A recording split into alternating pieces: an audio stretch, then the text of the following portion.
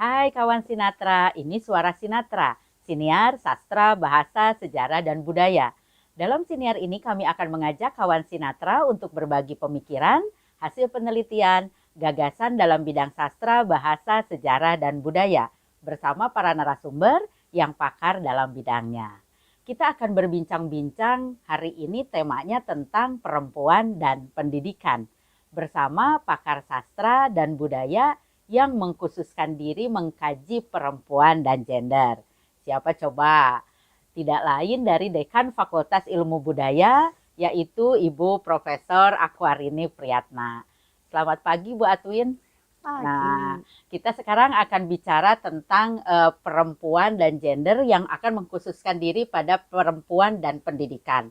Bu Atwin kan sudah banyak meneliti tentang perempuan dan isu-isu tentang perempuan di Indonesia. Nah, jadi kita akan bicara tentang pendidikan nih, Bu Atwin. Silakan Bu Atwin menjelaskan bagaimana peta tentang perempuan dan pendidikan di Indonesia. Baik, terima kasih Bu Rina dan selamat pagi semuanya atau selamat siang kapanpun teman-teman Sinatra menonton. Di Indonesia secara umum memang penduduk Indonesia yang berpendidikan tinggi itu relatif sedikit, sekitar 10% lah yang mendapat pendidikan tinggi di universitas. Tinggi itu S1? Ya, S1 misalnya, lulus universitas. Tetapi dari jumlah sekian, perempuannya lebih kecil. Dan semakin tinggi tingkatannya, semakin kecil perempuannya. Jadi, ini adalah salah satu concerns yang kita harus hadapi bersama. Pada umumnya, perempuan itu tingkat keinginan untuk sekolahnya tinggi. Jadi yang mendaftarnya banyak, tetapi kemudian yang lulusnya bisa jadi lebih sedikit dibandingkan laki-laki. Dan ini berarti ada proses di dalam pendidikan, katakanlah karena sekarang kita ada di Unpad ya, atau di universitas gitu, di perguruan tinggi, maka kita harus memikirkan proses yang terjadi ketika perempuan mendaftar ke perguruan tinggi kuliah, hingga dia lulus itu apa yang terjadi. Saya pernah meneliti pengalaman mahasiswa kita sendiri sebetulnya, FIB dengan 700-an orang itu saya meminta mahasiswa untuk menuliskan cerita tentang perempuan yang bersekolah, berkuliah gitu, baik dirinya sendiri atau ibunya atau tantenya atau bahkan tetangganya, kakaknya, adiknya. Di situ menunjukkan berbagai nuansa yang bisa berpotensi untuk menjadi penghambat perempuan untuk menyelesaikan studinya.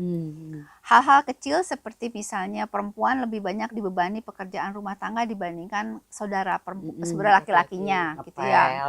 Ya, masak misalnya, nanti kalau anak perempuan nggak bisa cukup bilang, Bu, saya lagi kerjakan tugas gitu, jadi jangan lu disuruh masak, nggak bisa karena kan tugas perempuan, sementara kakaknya atau adiknya yang laki-laki itu bisa lebih fokus ke sekolah. Di samping itu juga karena perguruan tinggi itu perempuan pada masa produktif, ada juga yang terjadi misalnya mereka terhambat karena mereka menikah, jadi punya anak, jadi ada perubahan fokus. Jadi itu yang di pribadi, tapi juga hal-hal lain seperti tantangan dari secara sosial kultural, bahkan orang tua sendiri itu ikut berkontribusi terhadap munculnya hambatan-hambatan yang dialami oleh perempuan yang bisa jadi tidak dialami oleh laki-laki gitu. Barangkali itu ya. Termasuk kita sebetulnya orang yang beruntung ya. Sangat-sangat beruntung dan kita punya privilege sebetulnya mungkin. Penelitian lain kalau boleh saya tambahkan Bu Lina, kalau penelitian lain yang saya lakukan adalah yang meneliti judulnya dulu Mothers Doing PhD, tapi sebetulnya nggak PhD aja, tapi master degree juga atau ada magister dan doktoral gitu, yang kemudian kebanyakan mereka sudah menikah dan punya anak. Nah, itu tantangannya lebih banyak lagi. Tapi dari beberapa penelitian itu, yang baik S1 maupun yang pendidikan tinggi itu, saya dapat mengambil kesimpulan bahwa perempuan itu berpotensi tinggi untuk berhasil, terutama kalau dia mendapat dukungan dari orang-orang sekitarnya. Kalau untuk yang perempuan yang sudah menikah, suaminya atau mungkin pacarnya atau tunangan dan sebagainya itu berpotensi besar untuk menjadi pendukung. Jadi bisa diprediksi keberhasilan studi perempuan yang sudah jadi ibu dengan melihat support yang diberikan oleh suami atau keluarganya. Gitu. Ya. Mungkin kawan Sinatra ingin tahu, kalau di Unpad sendiri kan Bu Atwin ini guru besar, profesor. Gimana nih komposisi antara laki-laki dan perempuan yang jadi guru besar atau profesor? Apakah itu ada kaitannya dengan yang Bu Atwin jelaskan tadi? Nah, saya belum tahu angka itu, Bu Lina. Ya, jadi nanti kita harus cek lagi. Tapi dapat saya bayangkan bahwa secara umum memang guru besar perempuan juga bisa jadi lebih sedikit daripada laki-laki. Tapi tanda-tanda di Unpad itu sangat menjanjikan karena hampir setengahnya pengelola fakultas itu perempuan. Dekan di Unpad juga banyak perempuan ya. Mungkin saya mesti hitung satu-satu ya. Ya, tapi hampir setengahnya itu juga perempuan. Jadi kita sudah melihat, sudah ada contoh bahwa menjadi perempuan, menjadi scholar, menjadi pemimpin itu mungkin.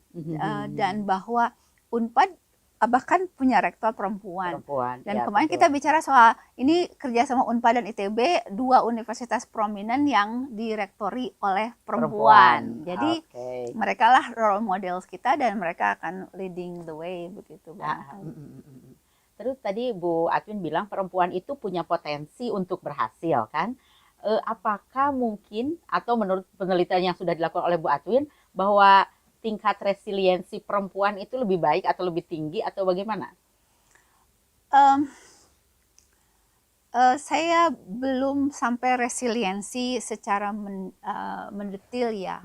Tapi saya melihat kalau perempuan itu punya resiliensi, tidak ada yang bisa menghentikannya itu ya. Apapun yang terjadi, mereka akan maju. Nah, resiliensi itu adalah sesuatu yang harus dilatih sejak kecil. Jadi saya melihat kalau anak perempuan itu dilatih sejak kecil untuk punya sifat resiliensi, punya resilience gitu, maka dia juga akan bisa resilience terhadap berbagai tantangan lain. Artinya, masalahnya berikutnya adalah karena ada anggapan bahwa perempuan itu lebih lemah dibanding laki-laki. Kemudian ada perlakuan yang berbeda, perempuan lebih cepat ditolong begitu, misalnya perempuan lebih cepat diinstruksikan untuk mengambil langkah tertentu dibandingkan laki-laki. Nah, itu tidak akan banyak membantu. Tapi kalau perempuan sejak kecil dilatih di keluarga untuk sama-sama berjuang, sama-sama resilience, sama-sama didengar pendapatnya begitu, maka resilience itu bisa dibangun. Jadi resilience itu bukan semata-mata keturunan gitulah, kayak nggak Bulina nggak ujuk-ujuk jadi sangat resilience, tapi kan dibangun dari kecil, didengarkan oleh orang tua, mungkin dibantah, kemudian kita harus menjawab, dan itu adalah latihan sejak kecil. Ikut organisasi misalnya, saya pikir mereka yang ikut organisasi itu dilatih resilience-nya. Mereka yang asik dengan dunianya sendiri, tadi pagi kita bicara ya, tidak bernegosiasi dengan orang, tidak belajar berada dalam konteks struktur atau organisasi tertentu, mereka memang akan akan lebih mudah patah begitulah dibanding yang memang terlatih, karena itu sebetulnya betul-betul seperti latihan dari kecil.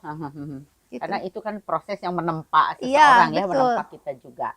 Nah, mungkin kawan Sinatra sekarang kan ingin tahu nih tentang pengalaman Bu Atwin sendiri. Jadi bagaimana pengalaman Bu Atwin sendiri di dalam meraih pendidikan tinggi? Bu Atwin itu S2-nya 2. Dia lulusan dari UI, Universitas Indonesia, dan juga dari Inggris. Tentu S3-nya dari Australia. Pasti di dalam menempuh pendidikan yang tinggi dan jauh dari keluarga dan dari Indonesia, tentu banyak kendala. Nah, Bu Atwin sendiri gimana dalam meraih pendidikan tinggi tersebut? Ini saya juga harus mulai dengan meng-acknowledge gitu ya, ada privilege, jadi saya nggak bisa nggak semua orang mungkin dalam satu posisi. Saya beruntung begitu, saya beruntung karena kebetulan orang tua saya, kakek nenek saya guru ya, bapak saya dosen gitu. Jadi mungkin saya tidak harus menegosiasi hal-hal basic seperti saya pengen kuliah gitu misalnya, itu kan basic ya. Dan buat beberapa perempuan, buat banyak perempuan bahkan pengen ke SMA saja sudah struggle sendiri ya. Kalau saya tidak harus itu, jadi itu yang bagian yang harus saya akui sebagai privilege saya. Tapi memang saya punya hasrat yang kuat untuk sekolah tinggi. Jadi ketika lulus S1 sebetulnya saya agak telat, sampai ada seorang teman yang bernama Ari Joga Iswara Adi Purwawijana itu mengatakan kamu mau sekolah kapan begitu. Padahal itu saya sudah lulus 8 tahun dari S1 dan sudah mengajar di Unpad. Disitulah saya mulai berpikir, jadi dan karena saya nggak mau juga mengganggu orang tua saya begitu, jadi saya mencari beasiswa. Jadi saya sekolah ke UI itu dengan beasiswa BPPS. BPPS, iya. Saya dapat BPPS itu tahun berapa itu? 99. 99. Udah punya anak? Udah punya anak ya, 1,5 tahun waktu itu anak saya. Jadi kami saya dan suami saya yang dulu harus mengelola itu. Jadi anak saya bawa, saya sekolah di Jakarta, dan karena ada mimpi lain, jadi setelah sekolah kuliah di UI itu kemudian saya melamar lagi ke British Chevening Awards, dan kebetulan dapat ya, dan karena saya tidak mau kehilangan kesempatan itu ya, jadi saya juga berusaha supaya itu bisa dikerjakan. Sebetulnya yang British Chevening Awards itu, kalau boleh saya cerita sedikit, saya dapat waktu itu saya melamar untuk British Cultural Studies. Dapatlah saya dikasih yang short course 3 bulan. Tapi saya kan nggak mau. Jadi saya menelepon British Council, saya bilang thank you for the offer, but if it is just short course, no thank you. I want you to give me master's degree scholarship. Terus waktu itu saya telepon, this is Aquarini, yang saya nggak tahu direktur British Council-nya bilang, Aquarini, the gender one gitu ya. Terus karena masih ingat, ya. Terus jadi saya bilang, thank you for the offer, but I need more than just short course. Saya bilang, I want you to give me master's degree. Terus dia bilang, boleh, surati saja ke Kedubes Inggris. Saya surati ke Kedubes Inggris, saya bilang terima kasih sudah menawarkan 3 bulan, tapi saya tidak mau, saya pengen yang S2. Terus kata Kedubes Inggris, terserah kamu mau ngambil apa, terserah, kita bayarin gitu. Akhirnya saya dapatlah yang master's degree. Jadi 2 tahun sekolah di UI, saya cuti dulu, saya ke Inggris, selesaikan 1 tahun, terus saya kembali lagi, saya selesaikan. Selesai yang UI 2003, selesai yang Inggris 2002. Begitu selesai, saya langsung nyari beasiswa lagi. Jadi saya ke Inggris juga dengan British Chevening Awards. Pulang, saya langsung merencanakan untuk mendapatkan beasiswa lagi. Jadi saya sebetulnya mahasiswa duafa, Bu Lina. Jadi saya dibayari oleh negara lain, negara Indonesia bayar sampai BPPS.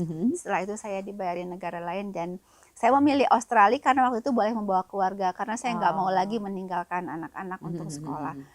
Tentu dengan resiko di beberapa hal ya, personal, karena berat.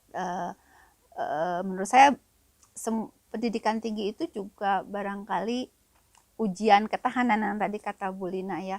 Bukan cuma ketahanan diri, tapi juga ketahanan kita membangun relasi atau dalam menjaga relasi dengan orang-orang di sekitar kita. Dan mungkin kita nggak pernah bisa memenangkan semuanya. Jadi ada harga yang harus dibayar ketika saya memilih. Oke. Ada nggak pengalaman yang sampai diingat sampai sekarang? Kuliah S2 waktu di Inggris kan baru 1 anak nih. Di Australia kan sudah 2 kan anaknya. Nah, ada nggak pengalaman yang diingat dan itu bagian dari upaya sebagai perempuan untuk berjuang mendapatkan pendidikan tinggi? Iya, jadi waktu saya berangkat itu anak saya yang besar baru 3 tahun, dan suami saya waktu itu juga menyetujui. Jadi kami berangkat ke airport, aduh jadi pengen nangis, boleh. Jadi anak saya tuh ngelihat gitu ya, ibunya pergi terus dia nangis. Bawa Alif ke Inggris mama gitu ya.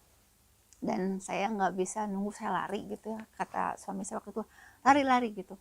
Tapi memang sebelumnya anak saya tuh Alif namanya, tahu, karena saya tidak mau berangkat ke Inggris tanpa izin dia, karena kita waktu itu bertiga itu sudah punya perjanjian, keputusan dalam rumah itu keputusan bersama. Jadi ketika saya bilang Alif, mama mau sekolah gitu ke Inggris, dia bilang nggak boleh. Terus saya bujuk lagi bulan berikutnya lagi, karena saya akan berangkat September. Saya udah mulai membujuk dari bulan Februari. Mama coba di Jogja, katanya barangkali ada yang mama mau. Saya bilang nggak ada nak. Jadi terus akhirnya di bulan Agustus gitu dia bilang, mama di Inggris ada robot enggak, katanya. Kenapa robot? Karena dia sedang robot. Saya bilang ada robot. Ya udah, mama boleh sekolah tapi pulangnya bawa robot. Ya jadi saya berangkatlah ke Inggris. Oh, jadi anak-anak di sini. Alif baru satu anak kan, jadi iya, 3 tahun diantar ke airport dan dia nangis, bawa Alif ke Inggris ma gitu ya.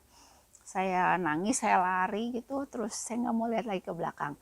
Tapi berat karena September saya sampai di awal, wah bebas nih nggak usah ngurus anak ya. Tapi di Januari itu saya sudah sangat down karena saya kangen banget sama anak. Ya. Dan aturannya kan nggak boleh pulang yang British Council. Saya temui counselor saya bilang I cannot go on if I don't see my son. Terus untung baik dia bilang you do what you have to do, I don't want to do. Dia bilang kamu kalau mau kerjakan apapun yang kamu perlu kerjakan, tapi saya nggak mau tahu gitu ya. Akhirnya dia memberi izin tapi tidak legal. Akhirnya saya pulang karena ada satu titik ketika saya nggak bisa mikir. Saya cuma ingat ngegedor pintu kamar teman saya itu. Terus saya bilang I can't go on. Terus saya lari-lari gitu nyari bus terus ke kota, cuman mau beli tiket dan harganya udah 1.000 pound sterling waktu itu. Saya nangis di kota karena saya pengen sekali pulang. Akhirnya dibantu sama teman bisa beli online, bisa murah, dan saya pulang sebulan udah ketemu. Oh, sempat pulang dulu. Dan itu sebetulnya nggak boleh ya, tapi daripada saya nggak bisa terus karena bagaimanapun kan saya ibu, saya berusaha untuk melakukan apa yang bisa dilakukan. Misalnya saya membacakan buku Alif pakai dulu kan Yahoo Messenger, pakai video. Nah saya membacakan, dia tidur. Tapi kan ada kebutuhan untuk bersentuhan, misalnya yang nggak bisa. Kalau yang kecil juga ke Australia dalam keadaan 6 bulan, saya sudah harus booking childcare sebelum dia lahir. Sebelum dia lahir udah booking. Terus dia lahir, terus dibawa. Nah, pada satu titik saya pikir saya akan bisa ngurus anak 2, ternyata tidak begitu. Jadi yang bayi dibawa pulang sama bapaknya, dan ternyata saya pikir saya akan lebih mudah gitu setelah nggak ada yang kecil. Tapi ternyata secara psikologi saya keganggu juga nggak ada anak. Jadi saya balik lagi, saya jemput lagi anak. Jadi di Australia itu kayaknya uang, kalau yang lain bisa nabung gitu, saya habis dipakai bolak-balik beli tiket dan selalu berdua kan, akhirnya balik sana balik gitu. Iya, akhirnya yang besar ikut baru rada tenang. Itu kan pengalaman Bu Atwin yang menurut saya sih cukup beruntung karena punya beasiswa, punya cukup dana, didukung. Tapi kan banyak perempuan-perempuan lain tidak seberuntung Bu Atwin. Nah, kalau dari penelitian Bu Atwin yang sudah pernah menulis perempuan yang berpendidikan tinggi dengan riset 700 orang, apa umumnya kendala-kendala mereka atau hambatan mereka di dalam menyelesaikan pendidikan tinggi? Ada beberapa hal. Satu, dalam konteks relasi personal. Jadi misalnya bapaknya tidak mengizinkan atau ibunya tidak mengizinkan, dan itu menarik ya. Bahkan misalnya orang yang tinggal di tengah kota di Jakarta misalnya menulis bahwa dia itu tidak diizinkan ke Bandung karena jauh katanya dari Jakarta, dan karena nanti kalau ada apa-apa gimana. Jadi apa-apa itu biasanya kalau anak perempuan itu mengacu ke nanti kalau kamu pacaran, nah gitu ya, atau takut berhubungan seks dan gitu ya kalau anak perempuan. Nah, yang berikutnya adalah memang dana, dan dana itu memang sudah banyak penelitian kalau dana yang terbatas biasanya yang dikasih yang laki-laki, walaupun yang berpotensinya perempuan. Itu jadi ada level personal, ada di level ekonomi, ada di level struktur yang lebih besar. Misalnya tidak ada budaya yang mendukung hasrat perempuan untuk sekolah tinggi. Misalnya ada yang menulis kayaknya orang Sumedang, karena dia menulisnya saya orang Sumedang, ada di kampung begitu. Dia bilang, ibu, karena itu bentuk risetnya kan narasi, mereka menulisnya jadi kayak ngobrol. Jadi saya itu setiap pagi saya berangkat kuliah, saya tuh dicibiri oleh sekampung-kampung di sepanjang jalan ya. Karena kamu itu salah sekolah ya, tidak pada sekolah. Jadi untuk anak perempuan pengen sekolah tinggi saja sudah absurd, dan apalagi melakukannya begitu. Jadi kata dia, sepanjang saya suka merinding kalau dengarnya orang mencibiri saya, atau ngapain sih sekolah tinggi-tinggi, ngabisin duit, ngabisin waktu dan seterusnya. Tapi dia bilang saya jalani terus, Bu. Nah sekarang tahun berikutnya katanya ada beberapa anak perempuan di desanya itu yang kemudian jadi mau sekolah. Nah kalau ada beberapa perempuan mereka lebih resilient karena mereka jadi punya teman. Nah yang lokomotif pertamanya itu yang menurut saya dia sangat kuat karena ya kebayang ya dicibiri.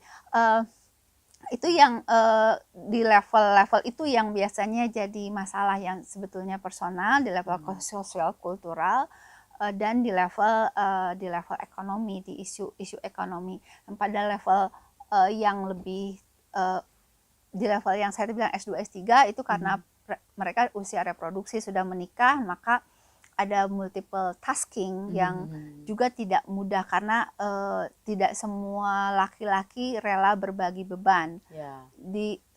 Sebetulnya kan bebannya harusnya bersama-sama ya, toh nanti keuntungannya juga dinikmati oleh semua. Tapi stigma mengenai tugas perempuan sebagai pengatur rumah tangga yang terus laki-laki sebagai apa, jadi gini, ada ketidakadilannya gini, kalau laki-lakinya yang sekolah, perempuannya dituntut untuk membantu si laki-laki sepenuhnya, termasuk berhenti sekolah misalnya, atau berhenti kerja.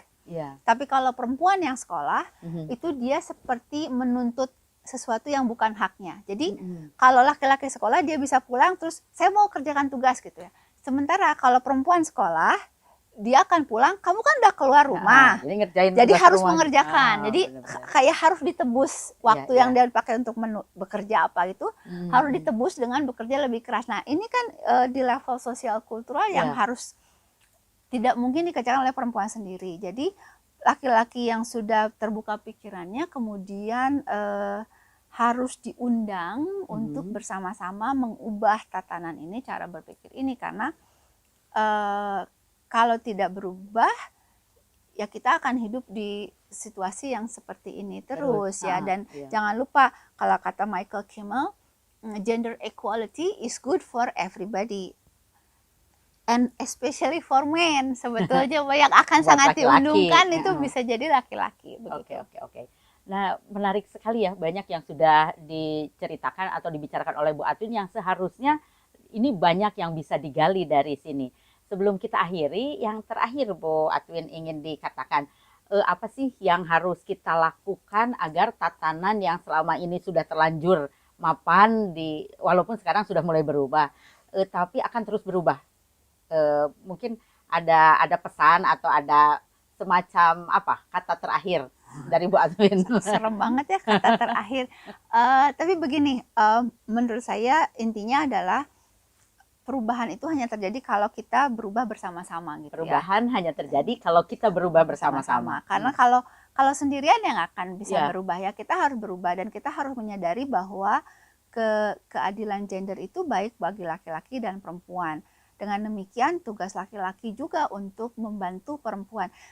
Ini sedikit saja, mungkin saya membaca Bu Etin Anwar. Profesor Etin Anwar itu adalah profesor di bidang Islam dan gender, dan saya menemukan tulisan dia yang sangat menarik. Menurut dia, justru di dalam agama Islam, tugas laki-laki itu memastikan perempuan-perempuan di sekitarnya itu terdidik.